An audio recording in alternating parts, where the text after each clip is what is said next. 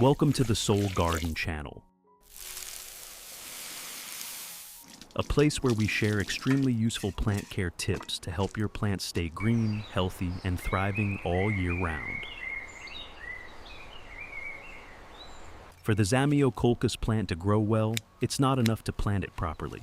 You also need to provide the right nutrients to keep it strong and stable.